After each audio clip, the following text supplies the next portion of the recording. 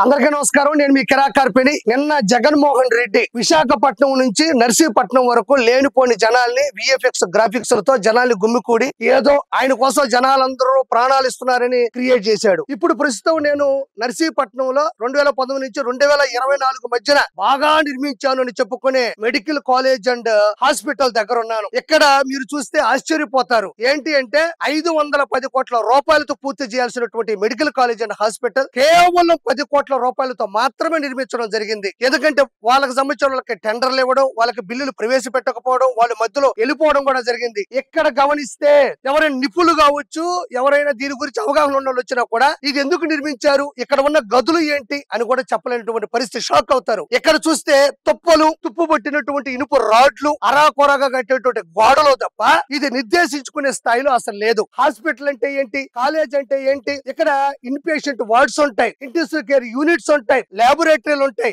లైబ్రరీలు ఉంటాయి, పార్కింగ్ ఉంటుంది, అంబులెన్స్ సర్వీసెస్ ఉంటుంది, హాస్టల్ ఉంటుంది, క్యాంటీన్ ఉంటుంది, మార్చురీ ఉంటుంది. అదే విధంగా ఇక్కడ అత్యాధునికమైనటువంటి ఎక్విప్మెంట్లు ఉంటాయి, క్లాసెస్ అంటే తరగతి గదులు కూడా ఉంటాయి. అదే విధంగా ఇక్కడ మనం చూసుకున్నట్లయితే అవుట్ పేషెంట్ డిపార్ట్మెంట్ కావచ్చు, మెడికల్ రికార్డు డిపార్ట్మెంట్ కావచ్చు, మెడికల్ ఎడ్యుకేషనల్ యూనిట్ కావచ్చు, అన్ని కూడా ఇక్కడ మనకి కనబడాలి, ఆపరేషన్ థియేటర్ తో సహా. ఇక్కడ గమనించినట్లయితే దేనికి ఏదికి సంబంధించింది అనేది కూడా మనం గుర్తుపట్టలేనంత పరిస్థితిలో కూడా ఇక్కడ ఉండడం జరిగింది. ఓవరాల్ గా ఇటు రెండింటి సముదాయం, హాస్పిటల్ కావచ్చు, కాలేజ్ కావచ్చు, ఏదైనా structure, architecture, administration plus students, staff, equipment, doctors, security, లేకపోతే ఇటు సీసీ కెమెరాలు, ఇవన్నీ కూడా ఇక్కడ ఉండి తీరాలి. కానీ ఏమీ లేవు ఇక్కడ. మీరు గమనించినట్లయితే నిశ్శబ్ద వాతావరణం ఉంది. నిన్న జగన్మోహన్ రెడ్డి ఇక్కడికే వచ్చాడు కాబట్టి జగన్మోహన్ రెడ్డి ఆ రోజుల్లో ఆయన చేసినటువంటి పాపాలు, ఆయనలో ఉన్న లోపాల గురించి నేను ప్రత్యేకంగా చెప్పనక్కర్లేదు. ఒక్కొక్క దాన్ని నేను ప్రత్యేకంగా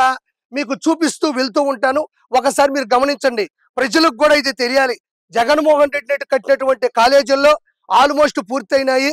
అందరూ కూడా అక్కడ అంటే ప్రజల ఆరోగ్యానికి సంబంధించి, పిల్లల చదువుకు సంబంధించింది కూడా అన్ని అందుబాటులో ఉండే అబద్ధాలు చెప్తున్నాడు. కాబట్టి నిన్న జగన్మోహన్ రెడ్డి ఇక్కడికి వచ్చి ఏదో అన్ని నేనే చేసే ప్రయత్నం చేశాడు. కాబట్టి ఇక్కడ ఉన్నటువంటి పరిస్థితులు పరిగణలోకి తీసుకొని నేను అన్ని చూపించడం ఇప్పుడు మొదలవబోతుంది. ఒకసారి చూడండి.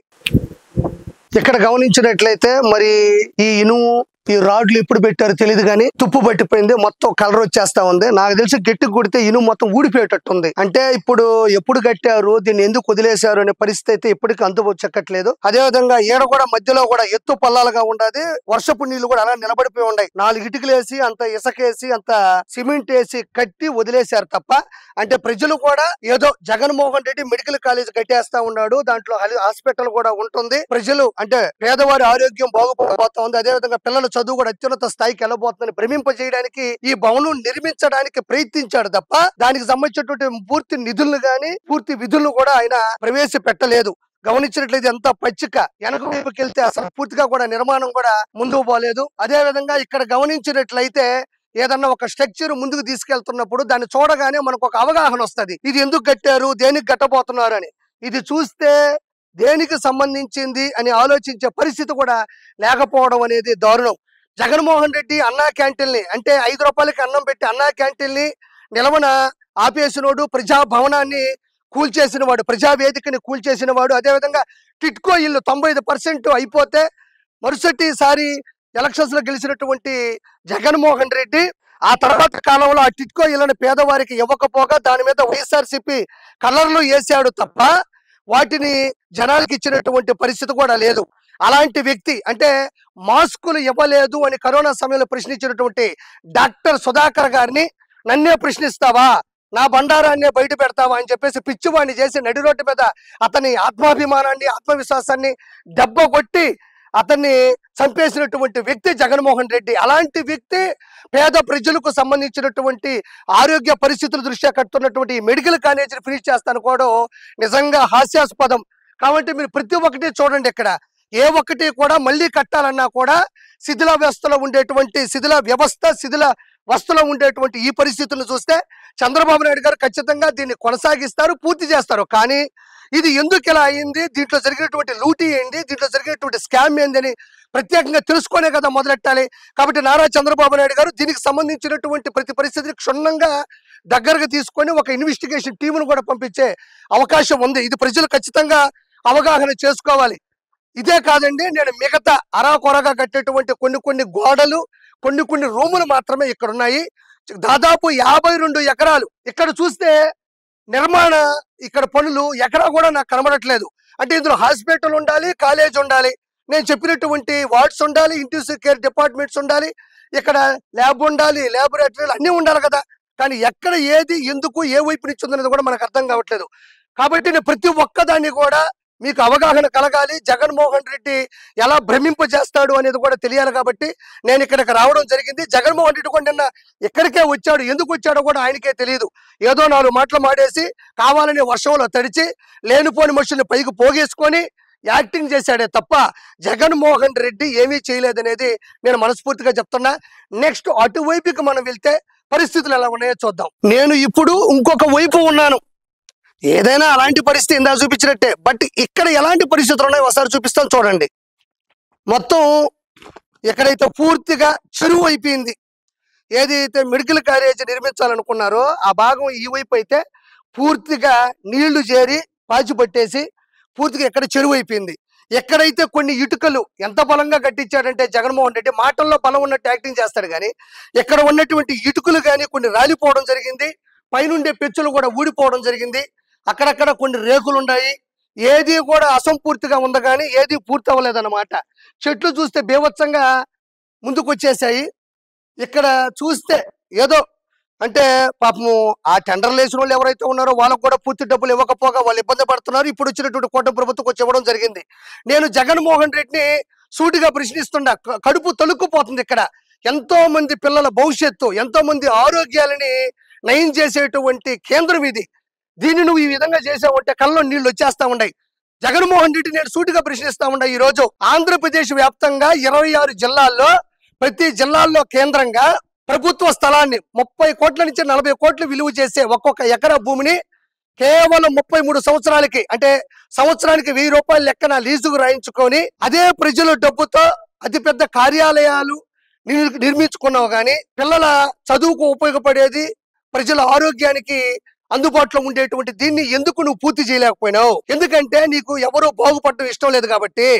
అదే విధంగా కేవలం నీ కుటుంబ స్వార్థం కోసం, సుఖ సంతోషాల కోసం, ఆనందం కోసం, వాళ్ళకి ఇచ్చిన మాట కోసం అత్యంత ప్రాచీనమైనటువంటి ఋషికొండని బోడుగుండు కొట్టి 500 కోట్ల రూపాయలతో కేవలం 3 గదులే ఉండేటట్టు కట్టించావు. కానీ పిల్లల చదువులకి, పేద ప్రజల ఆరోగ్యానికి అందుబాటులో ఉండేటువంటి ఈ Narsipatnam medical college and hospital ఎందుకు పూర్తి చేయలేదు? ఈ విషయం పక్కన పెడితే కేవలం ఎగ్గపప్పులకే 3,50,00,000 రూపాయలు ఖర్చు పెట్టించిన నువ్వు పిల్లల చదువులకి, పేద ప్రజల ఆరోగ్యానికి అందుబాటులో ఉండేటువంటి దీన్ని ఎందుకు పూర్తి చేయలేకపోయినావు?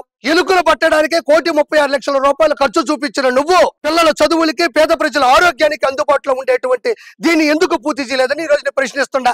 అదే విధంగా పెన్నులకి, పేపర్లకి 9,84,00,000 రూపాయలు ఖర్చు చూపించిన నువ్వు దీన్ని ఎందుకు పూర్తి చేయలేదని ఈ రోజు నేను ప్రశ్నిస్తా ఉండా. కేవలం నీకు భయం, అత్యంత భయపడి తాడేపల్లి ప్యాలెస్ చుట్టూ ఇండియాలో ఉండే ఇనుమంతా తీసుకొని వచ్చి 12,85,00,000 రూపాయలు ప్రజల డబ్బుని ఖర్చుగా చూపించిన నువ్వు ఈ నర్సీపట్నం మెడికల్ కాలేజీని ఎందుకు పూర్తి చేయలేదని ఈ రోజు ప్రశ్నిస్తా ఉండా. ఎందుకంటే అవన్నీ నువ్వు తినడానికి, నువ్వు తిరగడానికి, నువ్వు తాగడానికి, నువ్వు ఉండడానికి, నువ్వు బతకడానికి, నీ లగ్జరీ లైఫ్ కి నువ్వు ఏదో రాజసంగా ఉండడానికి, నీ అంత రాజపాలన అని చెప్పుకోవడానికి చేసావు తప్ప ఈ రోజు ఇక్కడ గమనించినట్లయితే ఇక్కడ పక్కన కూడా మెట్లు ఉన్నాయి. పైన ఎక్కడ చూసినప్పటికీ కూడా చెక్కలు మొక్కలు అయిపోయి పెచ్చులు రాలిపోయి ఉన్నాయి తప్ప ఎక్కడెక్కడా కూడా నువ్వు పూర్తి చేసిన పరిస్థితులు కూడా లేవు. ఎందుకు పూర్తి చేయలేదు అంటే కేవలం పూర్తి చేస్తున్నట్టు కాదు, నేను మొదలు పెట్టాను జనాలు నమ్మించడానికి చేసావు తప్ప ఇది 100%. అందుకే నీకు 11 సీట్లు ఇచ్చాను, నేను మనస్ఫూర్తిగా చెప్తున్నా నీకంతే.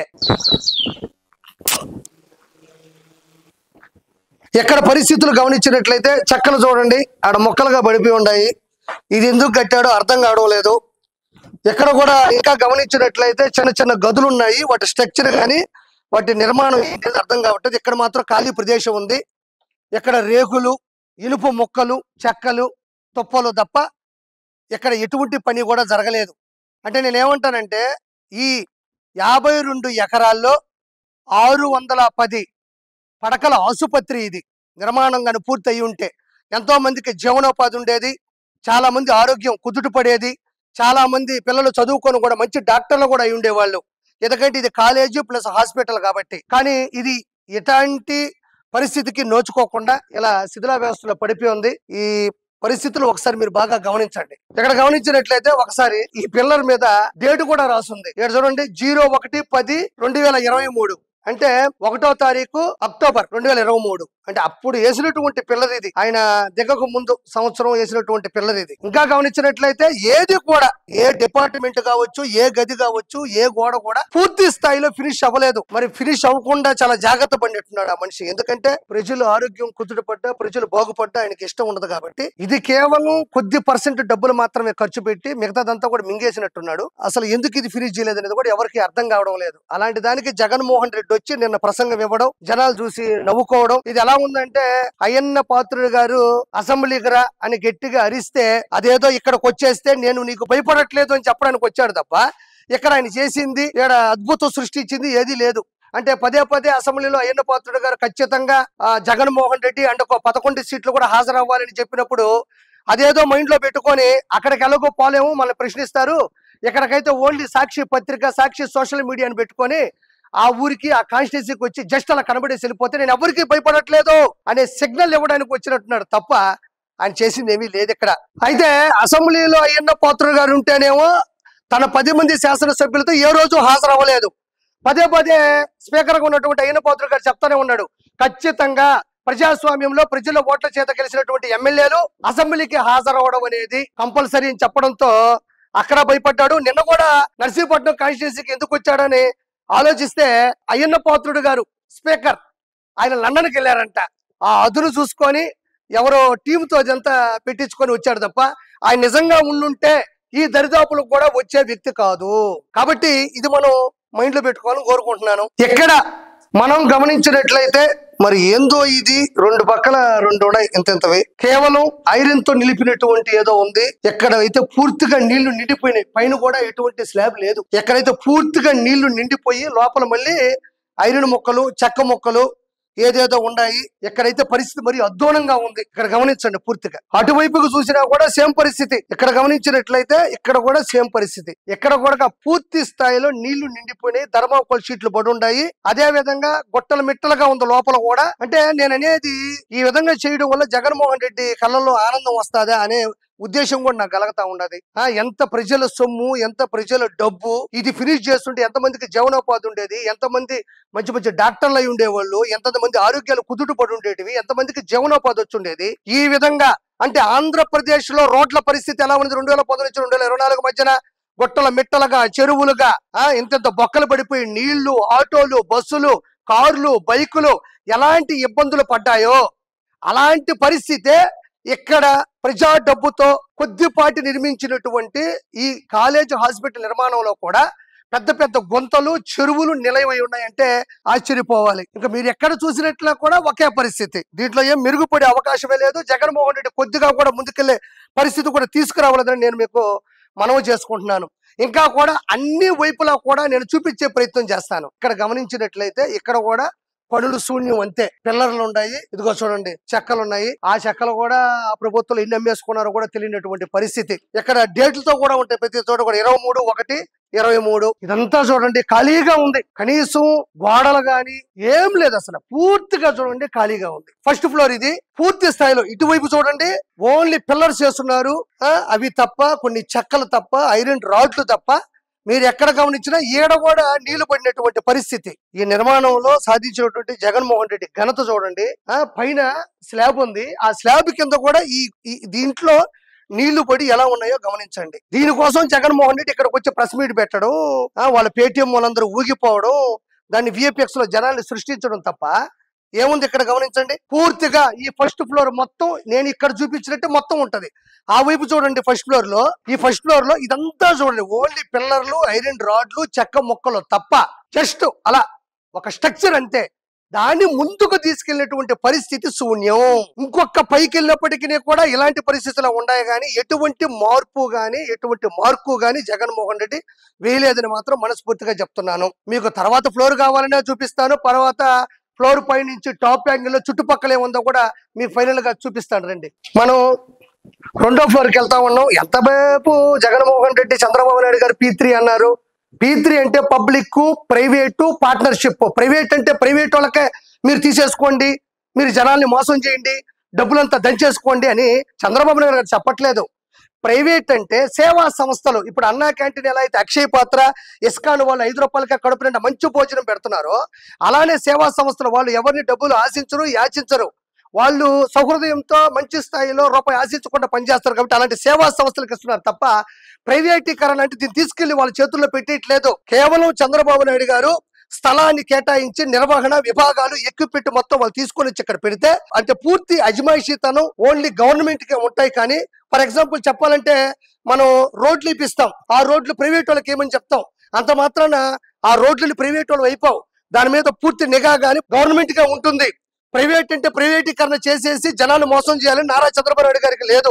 ఆ జగన్మోహన్ రెడ్డికి ఆ విషయం తెలుసో తెలియదో నాకు తెలియదు. కానీ ఇక్కడ గమనించండి, పూర్తిగా చెక్కలు తీసుకొచ్చి పెట్టారు. ఇవి నాకు తెలిసి భవిష్యత్తులో ఉపయోగపడే పరిస్థితుల్లో కూడా లేవు. చూడండి, ఈ చెక్కలని తీసుకొచ్చి ఇలా వేశారు. గ్రౌండ్ లో ఏదుందో, ఫస్ట్ ఫ్లోర్ లో ఏదుందో, సెకండ్ ఫ్లోర్ లో కూడా యాజ్ ఇట్ ఈజ్ గా పిల్లర్లు వేశారు. ఇదిగోండి ఇలా ఉన్నాయి అంతే. జనాల్ని మోసం చేసే తత్వం ఇదే కాదండి. దాదాపు ఆయన కట్టారనుకుంటున్నటువంటి అన్ని మెడికల్ కాలేజీల్లో కూడా ఇలాంటి పరిస్థితి. పూర్తి పడకల అంటే పడకలు లేవు, దాంతో పాటు ఎక్విప్మెంట్ లేదు, దాంతో పాటు స్టూడెంట్స్ లేరు, దాంతో పాటు ఎలాంటి పరిస్థితులు కూడా అక్కడ నెలకొనలేదు. మనం ఇప్పుడు రెండో ఫ్లోర్ లో ఉన్నాం. రెండో ఫ్లోర్ లో అటువైపు స్లాబ్ వేయడం జరిగింది. గమనించినట్లయితే అక్కడ స్లాబ్ వేశారు, మళ్ళీ అక్కడ చెక్కలు ఉన్నాయి, ఇనుపు రాడ్లు ఉన్నాయి, మొక్కలు ఉన్నాయి, నీళ్లు నిలవై ఉన్నాయి. అక్కడ దారుణాతి దారుణమైనటువంటి పరిస్థితులు కూడా ఉన్నాయి. ఒకసారి ఇటువైపు చూసినప్పటికీ కూడా స్లాబ్ వేయడం జరిగింది. రెండు అటువైపు ఇటువైపు అద్దంలో చూసుకున్నట్టే. ఇక్కడ మనం ఆలోచించాల్సిన విషయం ఏంటంటే, ఈ మధ్యలో ఉంది కదా, దీనికైతే పైన స్లాబ్ కూడా లేదు. ఎలాంటి బిల్డర్ని తీసుకొని వచ్చినా కూడా ఆశ్చర్యపోతాడు దీన్ని చూస్తే. ఆంధ్రప్రదేశ్ లో ఒకప్పుడు ఇలాంటి ముఖ్యమంత్రి ఉండేవాడా అని ఆశ్చర్యపోతారు. అదేమో అటు, ఇది ఇటు, మధ్యలో ఇటు. ఒకసారి గమనించినట్లయితే ఇక్కడ చూడండి, ఈ ఐరన్ గాని ఈ రాడ్లు గాని తుప్పు పట్టిపోయి ఆ రానున్న రోజుల్లో భవిష్యత్తులో చంద్రబాబు నాయుడు గారు దీన్ని ఫినిష్ చేద్దాం అనుకున్నా కూడా ఇందులో ఏ వస్తువు గాని, ఏ పరికరం గాని, ఏ ఇనుము గాని, ఏ ఇటుక గాని పనికొచ్చే పరిస్థితి అసలు లేదు. అయితే నేను ఇక్కడ ప్రముఖంగా ఒకటి చెప్పాలి జగన్మోహన్ రెడ్డికి. నువ్వు అప్పట్లో ఏ గ్రేడ్ అంటే 108 జీవో పాస్ చేసావు. ఏ గ్రేడ్ లో ఉండే ఫ్రీడ్ సీట్లు 42.5 చేస్తే ఈరోజు చంద్రబాబు నాయుడు గారు దాన్ని 50% చేశారు. నువ్వు సెల్ఫ్ ఫైనాన్స్ 12 లక్షల రూపాయలు, ఎన్ఆర్ఐ కోటా కింద 20 లక్షల రూపాయలు, ఆల్ ఇండియా కోటా కింద 30 లక్షల రూపాయలు దంచాలనుకుంటే ఈ రోజు 30 లక్షల రూపాయలు ఉండే ఆల్ ఇండియా కోటాను చంద్రబాబు నాయుడు గారు తీసేశారు. మిగతా అన్ని విషయాల్లో కూడా ఆయన పూర్తిగా ఆలోచించి అందరికి న్యాయం చేసేలా ముందుకు వెళ్తా ఉన్నాడు. కాబట్టి మొన్న అయ్యన్న పాత్రుడు గారు నిన్ను అడిగారు, ఎన్ఎంసి నేషనల్ మెడికల్ కమిషన్ సంబంధించినటువంటి ఆమోదం, ఆ పత్రం ఏదైతే ఆమోదం అనుమతి ఉన్నటువంటి పత్రం తీసుకురావయ్యా అంటే నేను ఇక్కడ పరిగెత్తుకుంటా వచ్చి ఏదో కలెక్టర్ పెట్టానంట సంతకం. కలెక్టర్కి అంటే ఎన్ఎంసీకి సంబంధం ఏముంది? ప్రైవేట్ గా కలెక్టర్ దగ్గరికి వెళ్ళి నువ్వు పెట్టించుకున్నటువంటి సంతకానికి దీనికి ఏ సంబంధం ఉంటది? అంటే ప్రజల్ని ఎన్నిసార్లు మోసం చేద్దాం అనుకుంటావు? ప్రజల్ని ఆ విధంగా మోసం చేయబట్టే కదా మొన్న నీకు 11 ఇచ్చారు. మళ్ళీ ప్రత్యక్షంగా చూడాలి అంటే ఇంతకన్నా ఏముంది నువ్వు చేసినటువంటి మోసం? ఏ పక్కన మెడికల్ కాలేజీలు ఫినిష్ చేసావు, ఎవరికి జీవనోపాధి కల్పించావు, ఎంతమంది స్టూడెంట్స్ ని డాక్టర్లు చేసావు, ఎంతమంది ఆరోగ్యాలని రక్షించావు, సొంత చెల్లినే కన్న తల్లినే బయటపడేసినోడివి, బాబాయినే పైకి పంపినోడివి, రక్త సంబంధాన్ని కాలదన్నిన నువ్వు ఈ రోజు బడుగు బలహీన ప్రజల ఆరోగ్యాన్ని రక్షించేటువంటి ఇలాంటి మెడికల్ కాలేజెస్ ఎందుకు పూర్తి చేస్తావని ఈ రోజు నేను కాదు ప్రజలు సూటిగా నిన్ను ప్రశ్నిస్తున్నారు. కాబట్టి ప్రజలందరూ కూడా ఒక అవగాహన ఉండాలి. P3 ద్వారా చంద్రబాబు నాయుడు గారు పూర్తి స్థాయిలో ప్రైవేటీకరణ చెయ్యట్లేదు. స్థలాలు కేటాయించి నిర్వహణ, పూర్తి స్థాయి పర్యవేక్షణ కూడా చంద్రబాబు నాయుడు గారు కూటమి ప్రభుత్వం చూస్తూ అందరికీ అత్యున్నత స్థాయిలో ఉంటుంది. ఎప్పటికీ అన్నదాత సుఖీభవ, తల్లికి వందనం, స్త్రీ శక్తి, మెగా డిఎస్సి, అన్నా క్యాంటీన్లు, హంద్రీ నీవా జలాలు, అర్హులైన ఆటోలకు 15,000 కోట్ల రూపాయలు చెప్పినట్టుగా చంద్రబాబు నాయుడు గారు అన్ని విషయాల్లో చేసుకుంటూ వెళ్తున్నాడు అనేది ఎంత నిజమో ఈ మెడికల్ కాలేజీలను కూడా అత్యున్నత స్థాయిలో తీసుకెళ్లి చంద్రబాబు నాయుడు గారు పూర్తి స్థాయిలో మీకు న్యాయం చేస్తాడు అన్నది నిజం. ఇంకా జగన్మోహన్ రెడ్డి నమ్మే పరిస్థితిలో ఎవరు లేరు. గుడ్ బై జగన్మోహన్ రెడ్డి అంటారు చాలు. మనం మొదట ఒకటి చూపించాను, అదైతే ఇనుపు రాడ్లతో అంత ఇటుకలతో ఉంది. రెండోది ఇది G+2, దీని స్ట్రక్చర్ చూపించాను నేను. పక్కనే ఇంకో భవనం ఉంది, ఇదైతే G+1 అంటే గ్రౌండ్ +1 ఉంది, దానికి స్లాబ్ కూడా లేదు. అదే ఇనుపు రాడ్లు వదిలేస్తున్నారు, సేమ్ అంతే. అదైతే అటు ఇటు కాకుండా పోయింది అంతే. అది అలా ఉంది అంతే. మరి దేనికి దాన్ని చేశారు? అది ఏ విభాగానికి సంబంధించింది? కాలేజీకి సంబంధించిందా, హాస్పిటల్కి సంబంధించిందా? కిందేమో ఇది పెయింట్ డబ్బాలు ఉన్నాయి, అక్కడేమో అదే విధంగా చెక్కలు, అదే విధంగా చెట్లు ఉన్నాయి. అంటే ఏమనుకోవాలో అర్థం కావడంలే. అది కూడా ఒకసారి మీకు డ్రోన్ విజువల్స్ కూడా చూపిస్తాను. ఒక రకంగా కనబడేది ఈ రెండే, మిగతా అయితే కొంచెం కింద పునాదులు వేసి వదిలేశారు అంతే, అనాథల్లాగా. ఇవి రెండు కొంచెం, ఇది G+2, ఇది ఇదే విధంగా ఉంది, అది మాత్రం G+1 అంతే.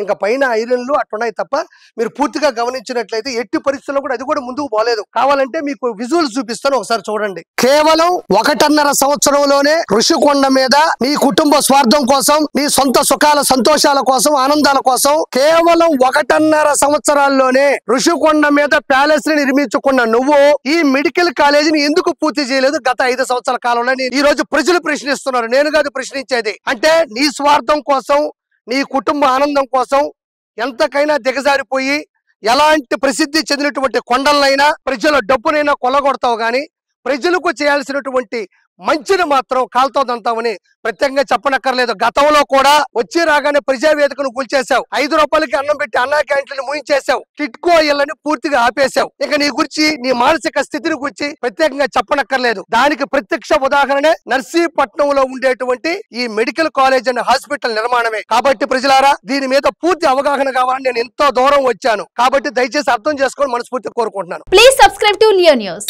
For more videos.